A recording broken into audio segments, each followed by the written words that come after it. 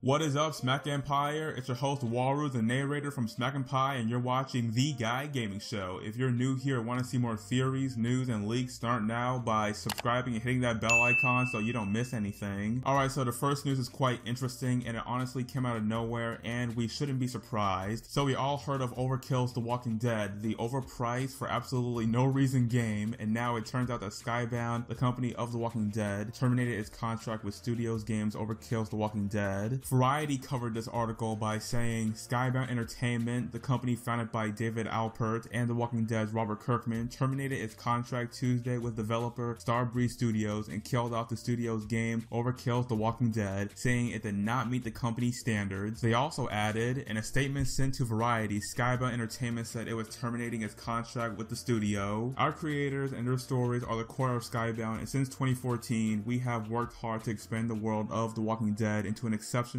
co-op action FPS. According to the statement, we did our best to work with Starbreeze and resolve many issues that we saw with the game, but ultimately Overkills The Walking Dead did not meet our standards, nor is it the quality that we were promised. Basically, it flopped. We are exceedingly sorry to our fans and share their disappointment in the game. We remain dedicated to providing our fans with the most premium quality content we can offer, and we'll continue to look for alternative video game options for the IP. This is heavy, but you can't blame them for doing this. The critics showed how good or bad this game actually was and is, and even though they made over 3 million, it's still considered a flop. Overkill, in our opinion, was a good intention, but the final product just didn't give the quality it was promised or supposed to give. Also, the Left 4 Dead games are right there, my dude. This one is going to be a quick round, as this has to do with Life is Strange 2. So far, we haven't heard about anything regarding episode 3. However, on their Tumblr, they released patch notes that goes on to all the bugs and errors that are now fixed in the new patch. It's been a little while since we released episode 2 rules, and we are still hard at work on episode 3 and 4. We hope to provide an update about episode 3's progress soon. Taking a step back for a moment to refocus on episode 2, we have just released a patch which will address a number of issues that some of you may have encountered while playing episode 2. All fixes noted as resolved in our previous post here are now included in today's patch. The added how did they got here, people complain about bugs and fixing them, etc. You should go and give it a read, but on the other hand, Max and Chloe fans should be happy as issue 4 of Life is Strange comic is officially out. It was supposed to release on February 27th, so if you're interested in that, then you can read it. Also, we'll make comic videos for that as well, don't worry.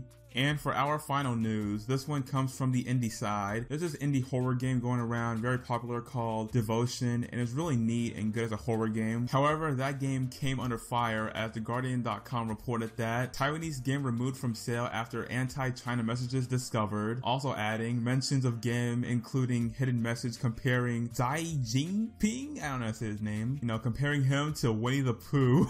Also snubbed from social media site Weibo. I don't understand these words, so if I say anything wrong, I'm sorry, but still though, Winnie the Pooh. That reminds me of Kingdom Hearts 3 where, people were comparing someone from China to Winnie the Pooh, and the China release of Kingdom Hearts 3 had him censored with like white mist. It was weird. What's interesting is when this article said this, discussion of the game has been banned or removed on many popular Chinese social media sites such as Weibo. It is unclear if this is a government direction or preemptive self-censorship. I have no idea why Smack chose this as a topic. Now the article continues going on with, many reviews reference other LiS inferences that are derogatory towards Chinese people, such as a cult leader named Lu Gongmin, I butchered his name, a homophobe for mainland citizen in a related marketing campaign, and the developer has apologized on February 23rd and removed the politically sensitive materials in an updated version of Devotion, explaining that prototype materials containing internet memes were unintentionally not removed before launch. Game developers, if you're watching this, if you don't want to offend China, use Tigger instead. So yeah, when it comes to that topic, be civil in the comments. As a side note, we're not saying that the jokes should be added in this game. We're not justifying any actions. We're just reporting and covering the news. Still though, Winnie the Pooh.